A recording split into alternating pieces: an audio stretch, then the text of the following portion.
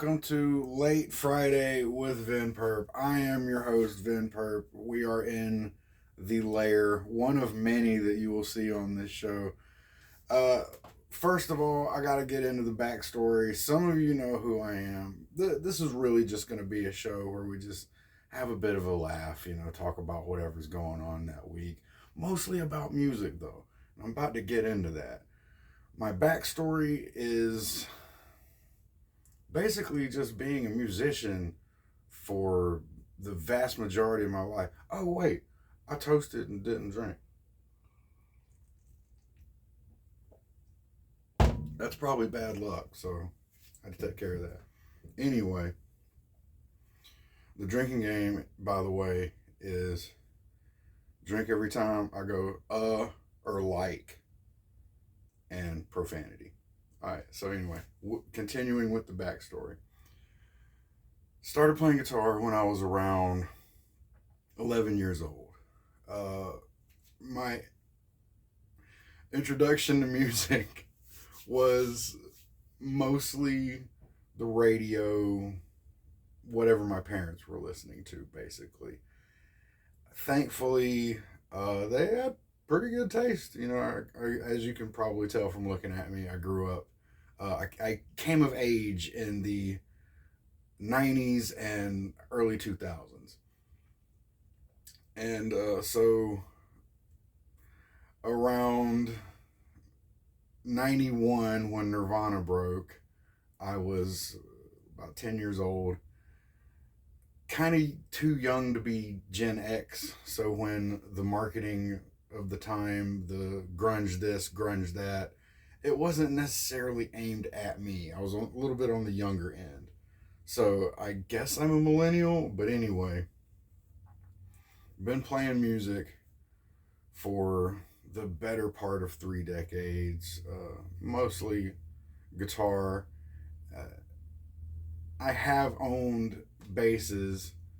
I do not currently own one. I've been making music mostly on a computer for the past 10 years when I changed my artist name to Ven Perp, which is short for Venture in Perpetuity, which is hopefully what this whole artistry thing is, a venture in perpetuity. All things end, but I like to think that even once I'm gone, the music and skits and weird dramatizations and all of this will live on forever, as far as I know. As far as I'll know. Um, yeah, I'm going to try not to too much. That one doesn't count. So, I talked about the music. Let's talk about the podcasting background. As you can see, I'm reasonably comfortable talking on camera and speaking in a sort of show type format. I'm a little rusty. You can probably tell that too. But I did do a podcast way back when, before everybody and their mom had a podcast, still in the Wild West days, as it were, of doing that. It's called No One Likes Your Band. You can check it out. It still exists. But it focused on local and regional, primarily heavy metal and hip hop. Because that's what I grew up listening to. One thing I forgot to mention about the backstory that ties into that is, along with the radio, there was a video show called Friday Night Videos. Uh, it's kind of cool doing this on Friday night, even if you watch it on Saturday. Which, speaking of Saturday, after we watched Friday Night Videos on Saturday, pro wrestling would come on. It was NWA back then. And my first introduction to heavy metal was when the Road Warriors would come out, and their theme music was Iron Man by Black Sabbath. So there you go. Nirvana, Black Sabbath. Later, A Tribe Called Quest. I was also listening to like the Fat Boys and stuff like that. But anyway, let me not jump all over the place too much. I did the podcast because I noticed that there was no outlet for musicians in the area, and there was a very vibrant scene at the time, and probably still is. I'm just not active in it anymore because, got a little older. I'm about to get to that in a little bit. But I wanted to give particularly hip hop artists, because they had nowhere to perform, and in a way still don't. That's very DIY around here. And that's a whole nother episode. Maybe we'll talk about that some other time. But the punk scene, the metal bands that were cool with the punks, which was a reasonable amount, and they were all over here. There was nowhere for the rappers to really play, and I was listening to all of it, going, "Wait a minute! If we could just get all these people in the same room, maybe we could do something." And the podcast I was doing, No One Likes Your Band, it's still up on Blogspot if you want to search it. I may have mentioned that before. But there was enough of a listener base for it to where we said, me and the person working on the show, shout out Caleb, the one person through this journey that I still talk to frequently. But we did a show called Gusto Fest at the place that he lived at the time. A house show. The objective was to show that you could do a mixed genre show, because in the area, Greenville, South Carolina, people were like, "You can't do mixed genre shows. You can't put mixed bands on the bill." And what that means is you can't put a punk band with a metal band with a rap group. That's essentially what that means. And my thought process was, you can if you curate it properly. And that was the idea, to just sort of prove that it was possible and show people how to do it, and like, go forth, everyone. And from what I can tell, it seemed to have worked. So that's a cool thing, that a little feather in my hat, when I feel down, I can sort of think about that. I'm like, hey, I did that, with some help from a few friends, And I'll get into some of the shadiness that I ran into along the way in just a minute. But in addition to doing 6 of the Gusto festivals, which every year it was a mix of rock, punk, heavy metal, hip hop. And when I say hip hop, I mean we'd have boom bap, trap, alternative rapper, like people that mixed guitars with it, like almost like rap rock stuff.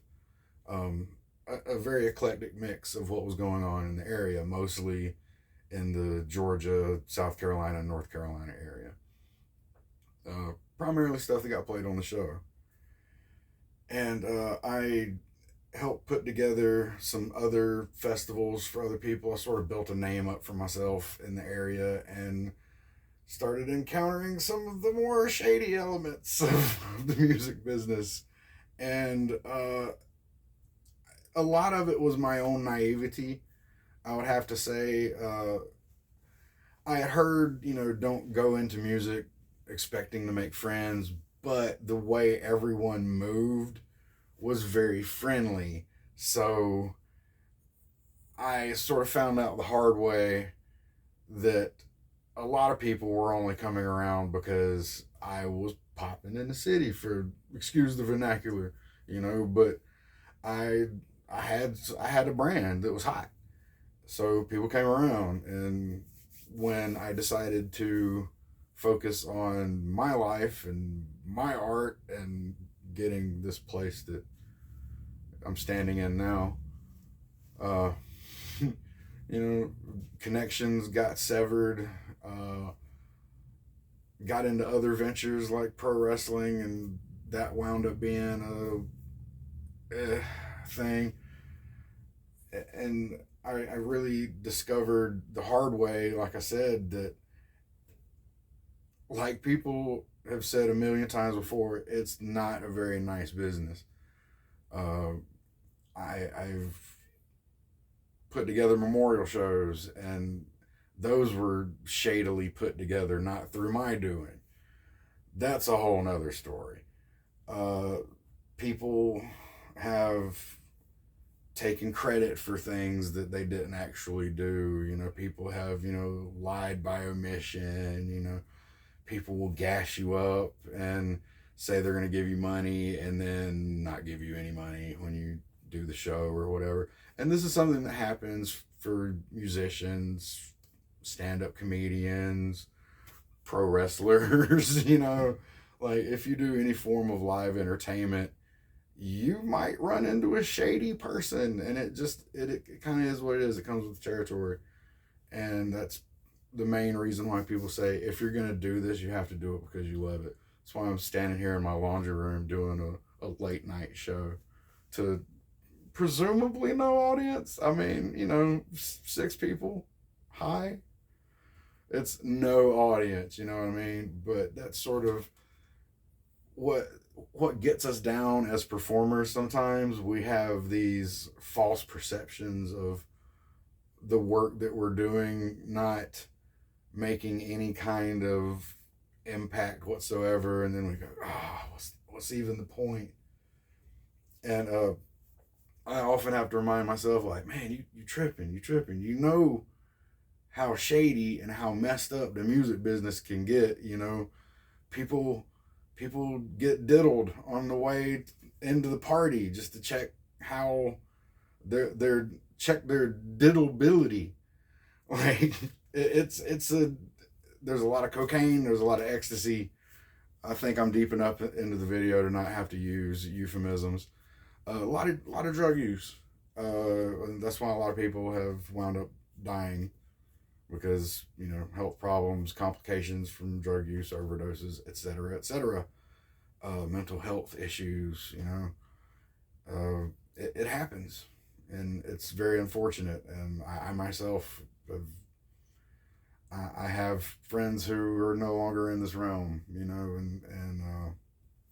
it sucks. It sucks. Moving on to the more fun parts. Like I said, I still have friends that I met through putting the shows together, and sometimes people move away, and it is what it is. There's a lot of connections that got lost that were nothing to do with bad blood or anything like that. It just happens.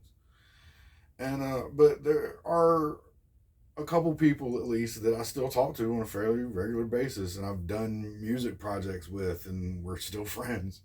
And that's a blessing in and of itself. And just the fact that I can put out music just however I want to, and it's available right alongside my favorite artists, which was specifically my childhood dream. I was like, man, I just want my music to be out there, like right beside Metallica and Megadeth and all that. I'm dating myself with those band references, but like all the artists that I listen to, like I want my stuff to be available in the same stores, on the same racks, right with them. And the music business has changed 4 or 5 times just in the past 25 years or so.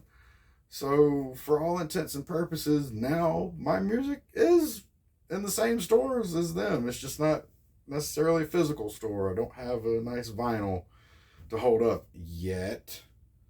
But still doing musical projects, because why not? Like, I know there is an attitude amongst some seasoned veteran musicians, and they're entitled to their opinion, of course.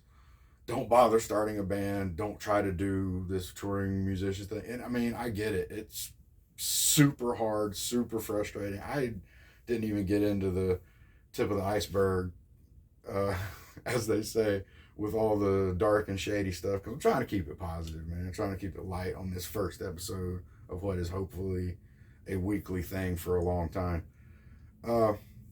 Because, I stopped doing the no one likes your band thing, but I've always been one of those people who, even as a kid, I was doing skits, like, as a matter of fact, even in my early 20s, I was hanging out with a guy, and we would be drinking beers and just making little comedy sketches on a tape recorder just for fun. Actually, we were doing it on a Fostex VF80. That's when we started really getting into it, because the little answering machine thing I had got thrown away, I think.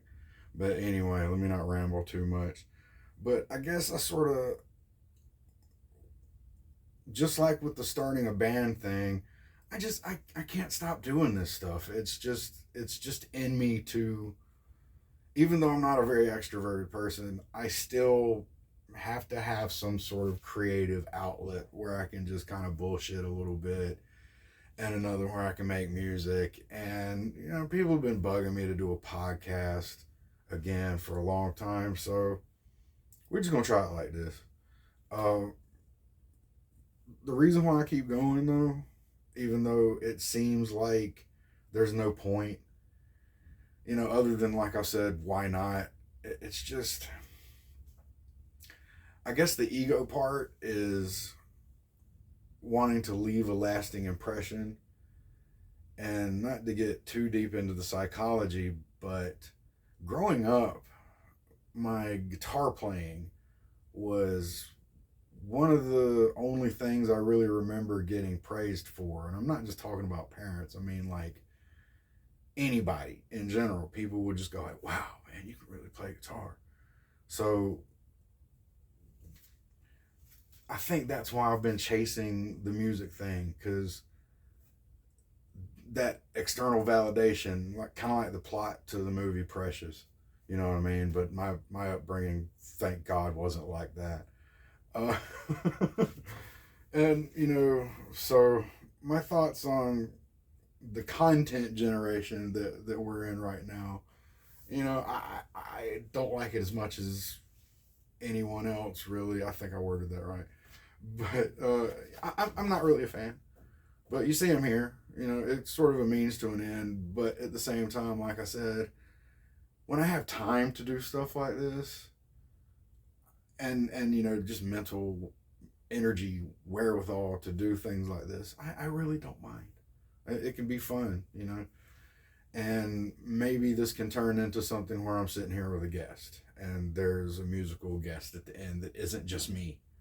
You know what I mean? But next week, that's more than likely what that's going to be. Uh, at the end of the show, this hidden colossus, which is just me, because I do music as Ven Perp. That's my producer side.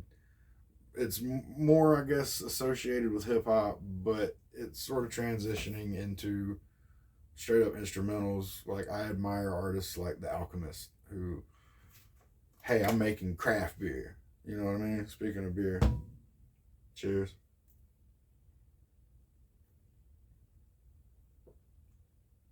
I mean, I got a big beer on the thumbnail. Why not? But yeah, the future, it's always, cyclical. It's like a spiral that rotates in a Ouroboros circle, if you know what I'm talking about. But at some point, it's going to be, I feel even within the next 5 years, possibly, fingers crossed, I hope so, people are just going to reject AI content and the dead internet, as it were, so much that people just kind of quit doing this so much. Maybe they watch their favorite YouTuber or whatever, but then they go to the park and read a book, which is really nice. Like, I myself have picked reading back up. Like, I realized that I got a book for Christmas last time around and I haven't finished it yet. I'm like, damn, it's 6 months into the year. I need to finish this book. You know what I mean? Like, let me get off YouTube. But who knows? One last thing before I go, I would like to mention, maybe I did already at the beginning, if you do have a band, if you do have a musical project, link me, please. Leave it in the comments. I nobody does this, but I will copy paste that shit into the browser and go listen to it. Most people will not do that. I will do that. That's what I used to do on No Like Your Band. That's what me and Caleb used to do. He would send me links to bands. Check this band out. Check this band out. Check this band out. If it's weird, cool, great. I'll listen to it, and maybe I'll shout it out and put it in the description on the next video. I'm not saying this is going to be another music podcast, but I am a big music nerd. I'm not trying to steal Fantano's gimmick by any means, but it's going to be a lot of music and beer drinking on this show. And, maybe, like I said, maybe we'll have a guest. But see you next Friday night.